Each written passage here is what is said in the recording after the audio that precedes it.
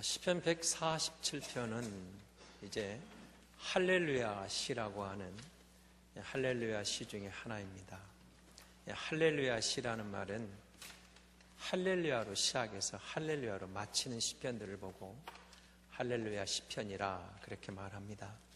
사실 시편은 우리 예배 전에 지금 시편 찬송가를 우리가 틀고 같이 묵상하고 있습니다만은 150편 전체가 찬양으로 부르는 찬양곡들이 될 수 있는 그런 시편입니다.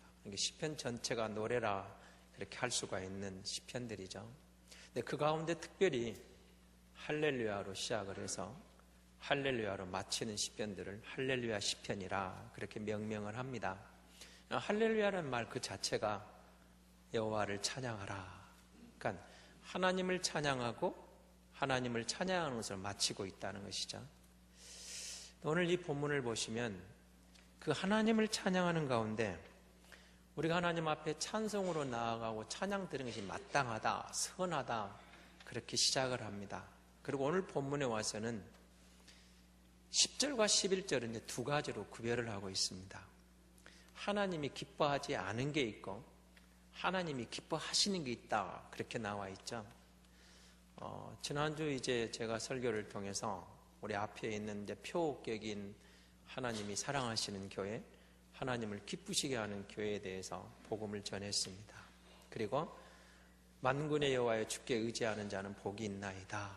올 한 해 주를 의지해서 승리하는 한 해가 되었으면 좋겠다라는 그런 취지의 메시지를 전한 적이 있습니다. 사실 제가 이 표를 정하고 주제 성구를 정할 때 이제 연초부터 시작을 하고 또는 이제 계속 성경을 보다가 고민하면서 어떻게 하면 은혜롭게 정할까 고민하면서 정하는데 작년 가을에 이 말씀을 보다가 이 표를 잡았습니다. 그리고 연말쯤 될 무렵에 시편을 계속 읽어가는 가운데 하나님을 의지하는 자가 되자, 의지하는 교회, 하나님이 이루십니다. 이런 고백을 담아서 저 시편 말씀이 좋아서 잡아왔습니다. 자, 하나님이 기뻐하시는 교회다. 하나님이 사랑하시는 교회다. 다 의미가 있겠죠. 지난주 말씀을 증거하시면서 하나님이 사랑하시는 것과 하나님이 기뻐하시는 것의 차이점을 제가 다윗과 압살롬을 빌려 예를 들어서 설명을 잠시 드렸습니다. 부모는 자식을 끝까지 사랑하고 부모의 사랑이 변할 리는 없죠. 어렸을 때나 커서나 성년이 되어서나 나이를 먹어서도 자식을 향한 부모의 사랑은 끊임없습니다. 뭐 변질될 게 뭐가 있겠습니까? 그럼에도 불구하고 자식을 사랑하는 게 부모의 사랑이죠. 그러나 때로는 자식들은 항상 부모의 기쁨이 되는 건 아니라겠습니다. 때로는 부모의 근심이 되고 아픔이 되고 상처가 되고 부모의 가슴에 못을 박는 경우도 없잖아 있다는 그런 경우를 들었습니다. 압살롬이 반역을 했을 때 여전히 다윗은 압살롬을 사랑하지만 반역하는 그 압살롬은 다윗의 기쁨이 아니었습니다. 다윗의 상처고 다윗의 근심이었다. 그 예를 들었습니다. 그렇습니다. 저와 여러분이 예수 믿고 성도가 되었는데 오늘 시인은 그렇게 말하는 겁니다. 하나님이 기뻐하지 않는 것을 설명드리고 하나님이 기뻐하시는 것을 들어서 우리가 하나님을 기쁘시게 하는 것이 우리의 도리다, 우리의 본분이다 그렇게 말하는 것이죠. 10절을 보십시오. 여호와는 말의 힘이 세다 하여 기뻐하지 않으신다. 첫 번째 말의 힘을 이야기합니다. 여러분 여기 나오는 말은 우리가 말할 때 좀 억양이 센 사람들 또 말이 거친 사람들이 있죠. 싸울 때 보면 이렇게 좀 말이 어쨌든 간에 목소리 큰 사람이 이긴다는 말이 있습니다. 목소리 큰 사람. 그런데 여러분 잘 아시다시피 여기 나온 이 말, 그 말이 아니죠. 타는 말입니다. 말의 힘이 세다 이 말은 다른 말로 하면 군사력이 강한 나라 그렇게 보시면 됩니다. 힘이 센 나라, 군사 강대국 그렇게 보시면 되겠죠. 그것이 하나님의 기쁨이 되지는 않는다 그 말입니다. 여러분 우리 주변에는 이제 강대국이 있습니다. 소위 말하는 초강대국으로 이제 미국을 꼽고, 그 다음 이제 강대국은 중국이 올라와 있죠. 한때는 이제 미소가 공산주의를 대표하고 민주주의를 대표해서 냉전 시대를 이끌어가던 쌍두마차격으로 두 강대국이 있었습니다. 소련 연방이 해체되면서 미국이 이제 특별한 그간 초강대국으로 자리를 잡고 있고, 이제 중국이 많이 올라와서 강대국에서 중국이 미국과 겨루려고 하고 있습니다만 아직도 멀었습니다. 그래도 이런 나라들을 보고 우리는 강대국이라 그럽니다. 여러분 아쉽지만 저희 나라는 아직 그런 나라와 어깨를 할 수 있는, 국제사회에서 그런 어떤 언권이, 그런 힘이 있는 나라는 아닙니다. 물론 많이 올라왔습니다. 경제적 대국으로 또는 한류 열풍인 이런 것에 대해서 우리나라가 많이 올라와 있습니다만은 사실은 우리가 생각하는 만큼, 우리가 안방에 생각하는 만큼 국제사회에서 우리나라가 힘이 있다, 언권이 있다, 영향력이 있다, 사실은 그렇지는 않습니다. 지금은 그래도 많이 올라와 있는 상황입니다만은 제가 30대 중반에 잠시 미 영국 가서 있을 때 정말 뼈저리게 느꼈습니다. 힘없는 나라에 대해서 모든 것이 걸림돌이었습니다. 이게 저에게 딱 질문할 때 제일 먼저 일본 사람이냐 이렇게 물어봤습니다. 그 다음에 아니다 그러면 중국 사람이냐, 아니다 그러면 자연스럽게 일본 사람도 아니고 중국인도 아니면 한국 사람이냐 물어봐야죠. 한국 사람이 물어본 게 그럼 어느 나라에서 왔냐 이렇게 물어봤습니다. 일본 사람 묻고 중국 사람 묻고 그 다음에는 어디서 왔느냐 이렇게 물어봤습니다.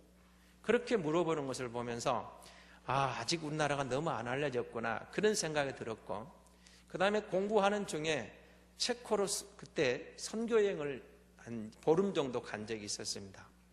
공부를 하다가 선교여행을 갔는데 전부 유럽 애들인데 저만 이제 동양인이었습니다. 그런데 공항을 통과한다, 국경을 넘어갈 때마다 저만 항상 문제였습니다. 다른 나라 애들은 다 무사 통과인데 맨 마지막에 저만 잡아놓고 어떤 데는 30분, 어떤 데는 1시간, 어떤 데는 2시간을 잡아놓고 하여간 별걸 다 물어보고 통과를 그렇게 어렵게 시켰습니다. 다른 친구들은 밖에 다 기다리고 있고, 그때 우리 동구권하고 저희 나라가 이 비자 협정이 안 된 그런 상황이었거든요. 그러다 보니까 가는 데마다 하여간 저만 시비거리였습니다. 그래서 참 이 국가가 힘이 있어야 백성이 밖에 나가서 대접을 제대로 받겠구나 뼈저리게 느낀 적이 있습니다. 지금은 많이 달라졌습니다. 대한민국 여권이면 애지간한 나라는 전부 3개월 정도는 무사, 비자, 무비자로 들어갈 수 있는 대한민국 여권을 훔쳐가는 사람들이 나올 정도로 만 이상이 상황화됐습니다만은, 그러나 미국에 비하면 또는 중국에 비하면 또는 그 초강대국에 비하면 아직도 멀었죠. 그런데 하나님은 말의 힘이 세다 하여 그걸 기뻐하지 않는다, 이 말이 바로 그런 나라, 그런 뜻입니다.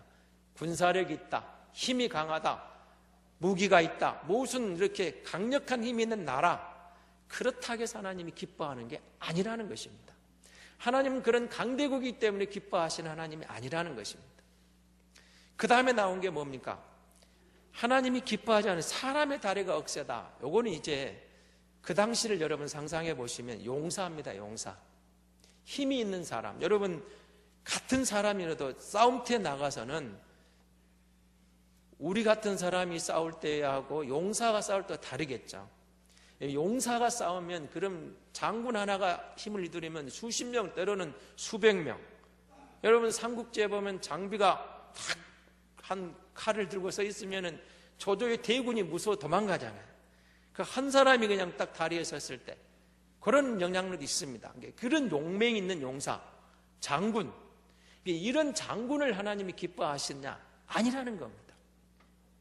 그러니까 이 말씀 무슨 말이에요? 두 가지 이야기를 했죠. 말이 세다는 것도 하나님 기뻐하지 않는 게 아니고, 다리가 힘이 강한 용사라고 해서 하나님이 기뻐하는 게 아니다. 이 말은 국가가 힘이 있다고 하나님이 기쁨이 되는 건 아니다. 개인이 어떤 능력이 있다고 해서 힘이 있다고 해서 그것이 하나님의 기쁨이 되는 건 아니라는 것입니다. 그걸 또 못을 박는 거예요. 세상에서는 힘이 있으면 대우를 받습니다. 대우를 받는 게 맞습니다. 대우를 받아요. 흔히 말하는 갑이죠, 갑. 대우를 받게 되어 있어요. 힘이 있으면. 재력이 있다, 학벌이 있다, 능력이 있다, 무슨 지혜가 있다, 아니면 뭐 힘이 세다, 얼굴이 잘생겼다, 뛰어난 미모가 있다, 뭔가 남보다 뛰어난 그걸 가지고 그런 분야에서 두각을 나타낼 수가 있습니다. 그게 세상입니다. 그러나 하나님은 그런 걸 가지고 기뻐하고 싫어하고 그런 하나님이 아니라는 것을 지금 분명하게 말씀하는 겁니다. 다시 말하면 세상의 기준과는 다르다 그 말입니다. 하나님이 기뻐하시는 것은 세상의 기준과는 다르다. 세상에서는 돈이 많고, 세상에서는 권세가 있고, 세상에서는 가문이 좋고, 세상에서는 힘이 있고, 미인이고, 세상에서는 무슨 용사하고 뭔가 뛰어나면 대우를 받을지 모르지만 하나님의 기준은 그런 게 아니라는 겁니다. 그럼 뭐가 하나님이 기뻐하시는 기준이냐? 11절입니다. 어떻게 나와 있습니까? 여호와는 자기를 경외하는 자들을 기뻐하시는 자. 자기를 경외한다. 여러분, 이 경외한다는 말은 제가 두려움이라는 단어로 다른 변형에 보시면 이제 두려워하는 자들 나왔거든요. 제가 킹 제임스 버전은 이렇게 기록이 되어 있습니다. 주께서는 자기를 두려워하는 자들과, 이 경외라는 말을 이제 두려워하는 자로 표현해 놨거든요. 이 경외심이라는 단어가 사실은 거룩한 두려움입니다. 그러니까 뭐 무서워서 벌벌 떠는 그런 게 아닙니다. 여러분, 강도에게 쫓기는 건 두렵죠? 무섭죠?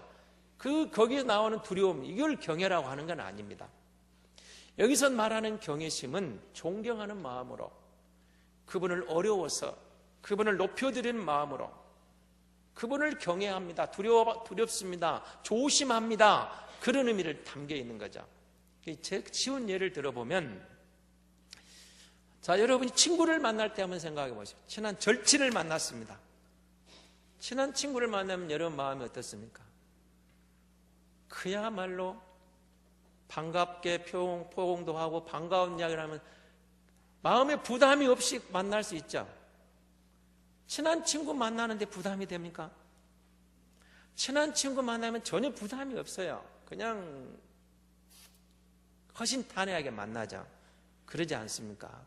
이럴 때 만난 친한 친구. 그런데 여러분이 이제 친한 친구를 만나는 그때하고 만약에 내일 윤장현 광주시장하고 이러면 단독으로 11시에 만난 다음에 점심 약속이 돼 있어요.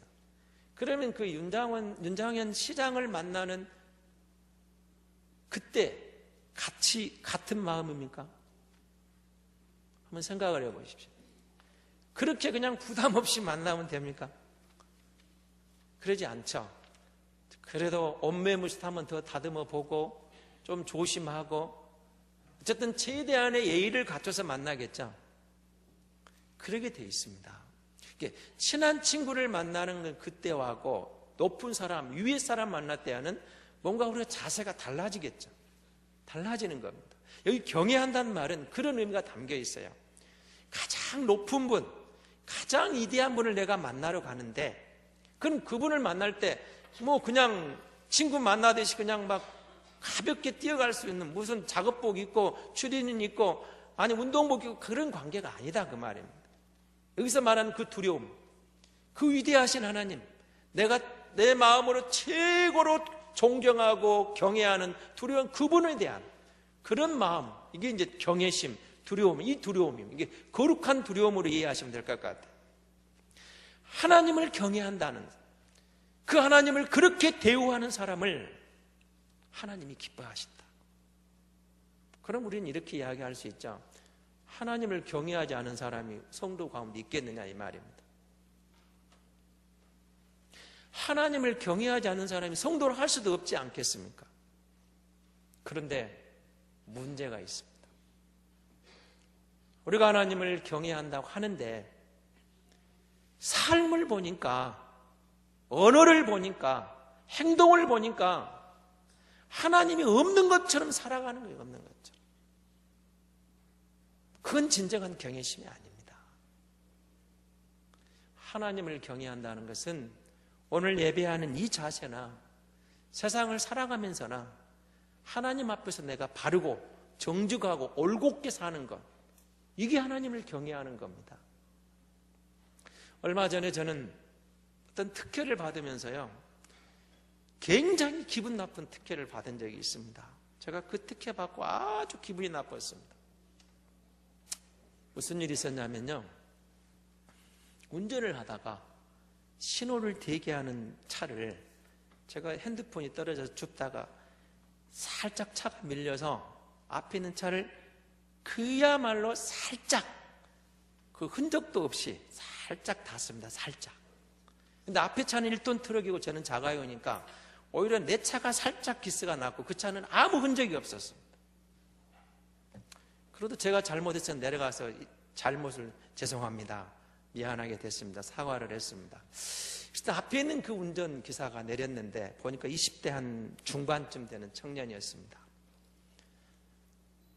사과를 했는데 그분이 이렇게 이야기를 하더라고요. 아이고, 목도 아프고, 아이고, 이게 병원을 좀 가봐야 되겠다고. 그래서 괜찮을 것 같은데, 근데 또 제가 미뤘으니까, 그러세요?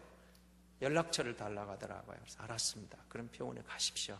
제가 보험 처리해 드리겠습니다. 근데 그 다음에 제가 화가 났습니다. 제가 수첩에서 연락처를 달라는 제 명함이 있어요. 명함을 줬거든요. 그걸 받는 순간 이 친구가 이런 말을 했습니다. 아, 목사님이시군요. 저도 교회 다닙니다. 그냥 가십시오. 그 특혜를 받으면서 굉장히 기분이 나빴습니다. 정말 기분이 나빴습니다.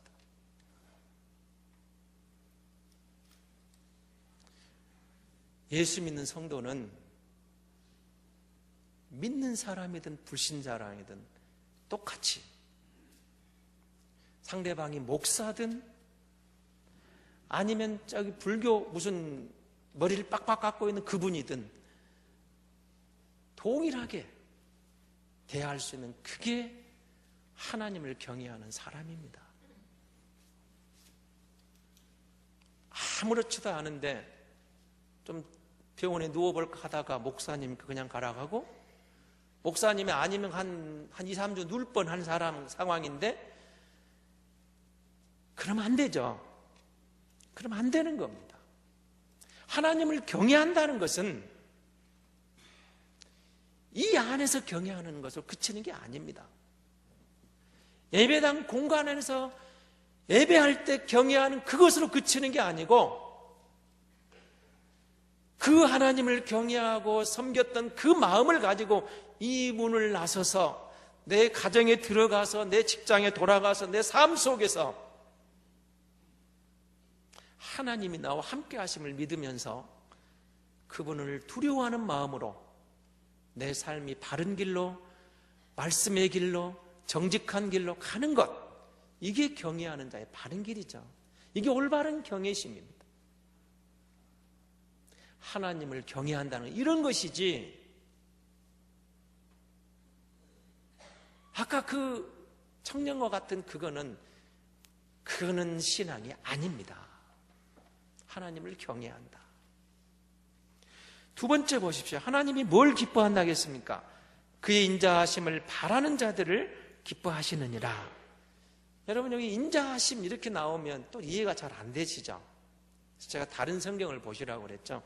표준 세번역에 보니까 이렇게 번역을 하고 있습니다. 제가 읽어드릴게요. 그 부분입니다. 한결같은 사랑을 기다리는 사람을 좋아하신다. 조금 더 이해가 되신가요? 그러면은 그 현대의 성경은 이렇게 되어 있습니다. 한결같이 따스하게 아껴주시는 하나님께 기대는 이 기뻐하신다. 조금 더 어찌 좀 와 닿습니까? 현대인의 성경은 이렇게 되어 있습니다.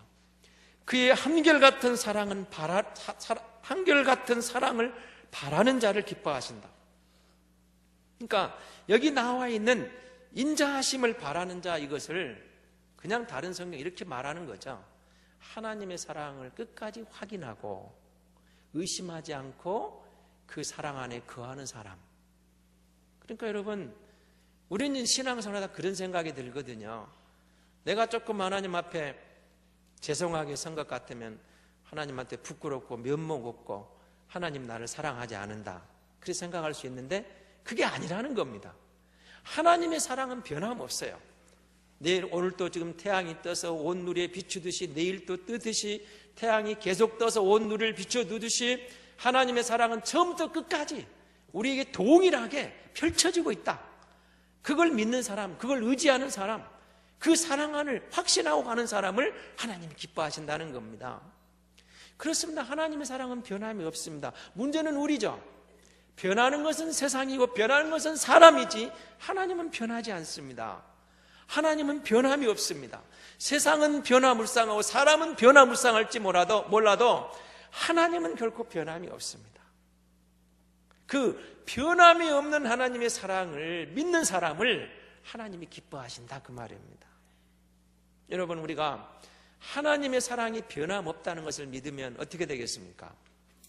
때로는 세상에서 방황할 수도 있고 헤맬 수도 있지만 어떻게 되겠어요? 결국은 하나님 사랑으로 돌아오는 거예요. 돌아옵니다. 탕자가 아버지가 생각나서 돌아오듯이 방황하다가도 아버지 사랑이 그리워서 돌아오는 거예요. 그 돌아오게 돼 있다는 것이죠.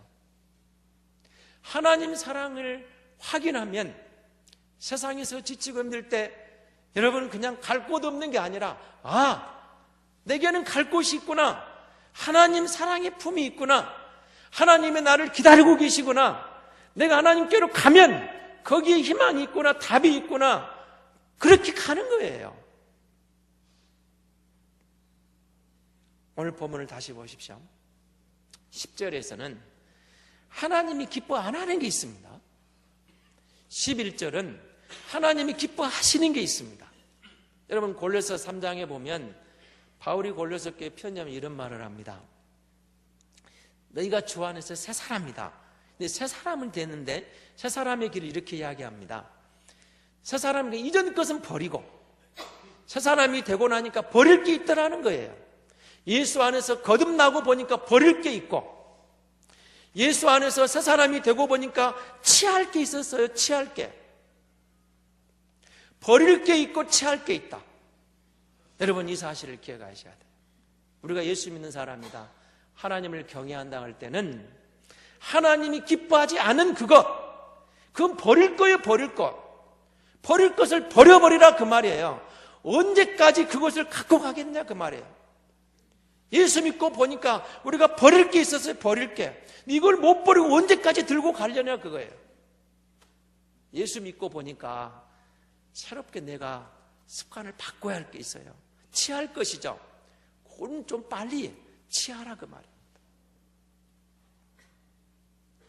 예수 믿고 나면 버릴 게 있고 취할 게 있습니다.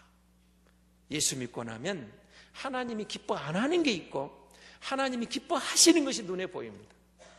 성도의 길은 하나님이 기뻐하시는 것을 물리치고 하나님이 기뻐하시는 것을 하나하나 내가 따라가는 겁니다. 그게 성도의 길입니다. 그럼 제가 제 이야기를 좀 하겠습니다. 죄송합니다만은 이번 주 금요일에 이런 경우를 들어서 제가 여러분 적용을 한번 해보십시오. 설명을 제 경우가 예를 하나 들겠습니다. 금요일 날 여러분 광산교회 우리 박은팔 목사님의 장례식이 마산에서 있었습니다. 그 올로 목사님이시죠. 95세니까 뭐 다들 저기 하고 오는데 전라도에서 6시 30분에 출발을 해야 했습니다. 솔직히 말하면 제가 목사 되기 전에 목사님이십니다. 가도 되고 안 가도 됩니다. 그런데 가야 되겠다는 생각이 들었습니다. 어른에 대한 예우를 갖추자, 그렇게 생각을 했어요. 오히려 가는 게 하나님 기뻐하실 것 같았습니다. 그래서 마산에 가서 장례식을 참여하고 했더니 그 유족들을 위로하고 오면서 상당히 기분이 좋았어요. 그리고 집에 도착해서 오후 3시가 넘어가는데 정전사님하고 통화를 하는 가운데 정정금 집사님이 오늘 아니면 내일 이렇게 이동하십니다. 그래요. 그러면 아직은 어쩌습니까? 뭐 한 2, 3일 걸릴 수도 있겠죠. 근데 오늘 내일 한다는 겁니다. 그럼 제가 그랬어요. 힘들고 피곤하니까 그러면 내일 가죠. 그리고 전화를 끊었습니다. 근데 그 전화를 끊고 나니까 제 마음이 편치를 않았습니다. 만약에 내일 신방 가는데 내일 돌아가서 내가 가기 전에 돌아가시면 어떻게 되지? 영 마음이 편치를 안 했습니다. 그래서 다시 전화를 걸었습니다. 제가 옷을 갈아입을 테니까 장례식장 복장이었으니까 오셔서 같이 갑시다 했고 가서 예배를 드렸습니다. 그런데 어제 오전에 그분이 소천을 하셨습니다. 제가 그런 생각 거기 갔다 느낀 게 그겁니다. 하나님이 기뻐하시는 것은 어떤 것일까? 하나님이 기뻐하신 대로 몰태가면 후회가 안 됩니다. 하나님 잘했죠. 안 가도 될 내일로 미뤄도 될 일. 그런데 마음이 부담이 되니까 만약 그 사이에 돌아가시면 서운할 것 같았어요. 가자는 거. 가고 나니까 마음이 편했습니다. 어제 소쳤다는 소리를 듣고 안 갔으면 얼마나 후회했을까? 하루 신방을 미뤘더라면 얼마나 후회했을까? 하나님이 기뻐하시는 것. 사랑하는 성도 여러분, 2014년 여러분 돌아보시면서 하나님이 기뻐하지 않은 게 있습니까? 버리십시오. 2015년 너무 많이 하려 하지 마시고 하나님이 기뻐하시는 걸 한두 개만 더해 보십시오. 1년 단위로 가기가 힘들지만 하루 한 달을 보시고 그것도 얼마 하루 어제 삶 속에서 하나님이 기뻐하지 않은 게 있었는가 보십시오. 오늘 하나님이 기뻐하시는 것은 뭘까 한번 생각을 해보십시오. 그러면서 나아가면 우리도 모르게 우리 안에 예수님의 마음이 들어옵니다. 우리도 모르게 하나님이 주시는 참된 기쁨이 다가오는 겁니다. 2015년이 밝았습니다. 하나님이 기쁘시게 하는 것을 조금만 더 한 걸음만 내딛어 보십시오. 여러분 다릅니다. 저는 그렇게 생활합니다. 하나님이 기뻐하시는 게 뭘까? 성경에 대한 이야기를 제가 말씀을 드렸죠. 작년에 성경 일독하셨습니까? 이 질문 안 하면 좋겠죠. 안 하면 좋을 것 같은데 제가 꼭 해요. 하셔야 됩니다. 근데 오래 하려고 생각하면 할 수 있을 것 같잖아요. 제가 작년에 성경을 많이 못 읽었습니다. 사독을 하고 조금 더 읽었는데요. 올해 저는 그렇게 생각을 했습니다. 하나님, 한 번만 더 읽겠습니다. 오독을 하겠습니다. 기본을 잡겠습니다. 그래서 오늘 11일이죠. 10일까지 그렇게 쭉 가면 오독을 할 수 있는 분량을 계속 읽어가고 있습니다. 근데 그 정도로 그치면 안 되겠어요. 플러스 알파를 붙여놨습니다. 한 번을 더 읽을지 5번을 읽을지 모르겠지만 5번은 기본으로 읽고 플러스 알파를 드리겠습니다. 성경을 많이 읽는 하나님 기뻐하시겠죠? 여러분, 하나님이 기뻐하시는 그 목록을 다 다룰 수 있어요. 우리가 만들어가지고 하나하나 하나님이 기뻐하신 쪽으로 가는 겁니다. 하나님, 기도 시간을 좀 늘리겠습니다. 기도의 11조를 드린다고 2시간 24분을 기도하려고 했는데 하나님, 올해부터는 3시간 이상을 기도하겠습니다. 하나님이 기뻐하신 쪽으로 가겠습니다. 하나님, 시편을 계속 읽고 있는데 여러분, 시편은 하루에 5장을 읽고 잠언 1장을 읽으면 한 달에 한 번 읽는다고 그랬습니다. 한 10년 이상 저는 그렇게 오고 있습니다. 시편을 하루에 5편을 읽고 잠언 1장을 읽으면서 10년 이상 읽었는데 달라요. 시편 여러분, 잠언 지혜예요. 놀라운 은혜가 흘러가고 있는 책이거든요. 그렇게 한 달에 한 번씩 시편을 보고 잠언을 보면서 하나님에 대해서 은혜가 막 감동시킬 때가 있어요. 이런 구절들이 그 시편을 읽다가 나오는 것입니다. 그 가운데 하나님 감동을 주는 자를 잡아내요. 제게 감동을 준 것이라면 성도들에도 감동을 주겠다. 하나님이 기뻐하시는 게 뭘까? 여러분에게도 한번 찾아보시기 바랍니다. 다 다를 수 있습니다. 우리가 의지하는 그것 말고 의심하지 않고 확신하는 사람, 하나님이 기뻐하시는 걸 하나하나 내 것을 만들어 보십시오. 얼마나 은혜가 되는지 모릅니다. 저는 목사니까 어쨌든 성경하고 기도하고 싸우려고 합니다. 여러분, 제가 이 본문을 정하면 여러분 앞에 설교하기 전에 적어도 100번 이상을 읽습니다. 본문을 정하고 백도기사를 하면서 하나님 말씀의 지혜를 주시고 은혜를 주셔야 됩니다. 하나님이 맡긴 양머리에 은혜의 강이 흘러나가야 되는데 먼저 은혜를 주시라고 기본이 100번을 읽어요. 100번을. 그러면서 은혜를 사모합니다. 아직도 멀었지만 어쨌든 저는 부족하기 때문에 하나님을 의지합니다. 하나님을 의지하면서 하나님이 기뻐하신 그 일, 뭔가 생각나면 하나라도 더 하나님이 기뻐하시는 하려고 몸부림치고 있습니다. 그런데 그렇게 하면 하나님이 도와주십니다. 도와주십니다. 사랑하는 성도 여러분, 새해를 우리가 밝아온 새해를 맞이했습니다. 우리가 성도입니다. 우리가 하나님의 자녀입니다. 우리가 그리스도인입니다. 우리가 하나님을 믿는 사람입니다. 세상과는 다른 사람들입니다. 하나님이 기뻐하지 않은 것을 하나하나 버리고 하나님이 기뻐하신 것을 하나하나 즐거워하고 나아가면 하늘의 평안이, 이 땅의 하나님의 축복이 우리 모두에게 임할 줄로 믿습니다.